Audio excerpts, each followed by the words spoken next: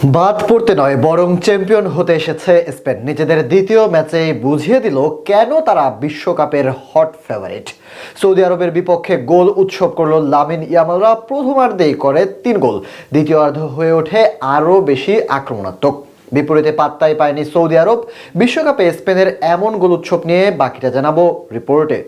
বিশ্বকাপের সবচেয়ে শক্তিশালী দল হিসেবে টুর্নামেন্টে এসেছিল স্পেন। তবে প্রথম ম্যাচে ক্যাপ ভার্দের বিপক্ষে ড্র করে এক প্রকার বিশাল চাপে পড়েছিল লামিন ইয়ামালরা। আসলে টিকে থাকতে হলে সৌদি আরবের বিপক্ষে আজ জিততেই হতো ইউরো চ্যাম্পিয়নদের। এদিন শুরুতেই নিজেদের বেঞ্চের সব শক্তি নিয়ে মাঠে নামে স্প্যানিশরা। ম্যাচের প্রথম থেকেই আক্রমণাত্মক অ্যাপ্রোচে চাপে রাখার চেষ্টা করে প্রতিপক্ষকে। রেফারি বাঁশি দেওয়ার খানিক পরেই ডান প্রান্ত দিয়ে আক্রমণে ওঠেন লামিন ইয়ামাল। ড্রিবলিং করে দুজনকে কাটিয়ে ডি বক্সের ভেতরে ক্রস বাড়ালেও ক্লিয়ার করে দেয় সৌদি আরবের ডিফেন্ডাররা। 10তম মিনিটে আরো একবার লামিন ইয়ামালের পাস থেকে ডি বক্সের কাছাকাছি বল পান পেদ্রো পুরো। সেখান থেকে তার নেওয়া জোরালো শট একটুর জন্য চলে যায় গোলপোস্টের উপর দিয়ে। যদিও সাফল্য পেতে বেশিক্ষণ অপেক্ষা করতে হয়নি স্পেনকে। মিকেল ওয়ারাজাবেলের বাম প্রান্ত থেকে বাড়ানো বল সৌদি আরবের গোলকিপার মিস করলে স্লাইড মেরে গোলপোস্টে বল ঢুকিয়ে বিশ্বকাপের অভিষেক গোলের দেখা পান লামিন ইয়ামাল। এক গোল দিয়ে আক্রমণের ধার বাড়ায় স্পেন। 15তম মিনিটে আরো একবার আক্রমণে ওঠে তারা।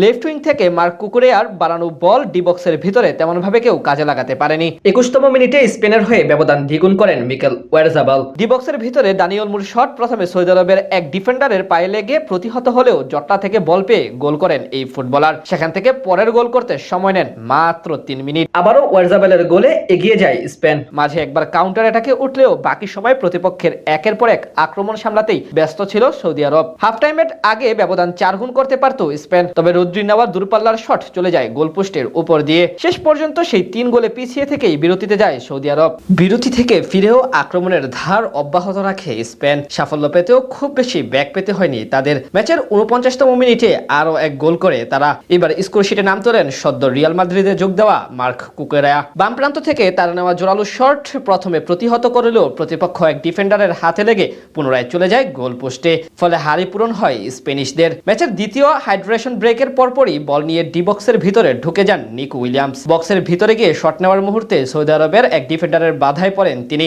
যার ফলে আর এগিয়ে যাওয়া হয়নি স্পেনের। এরপর একের পর এক আক্রমণে কোণঠাসা হয়ে থাকে সৌদি আরব, তবে কাঙ্ক্ষিত সাফল্য পাচ্ছিল না স্পেন।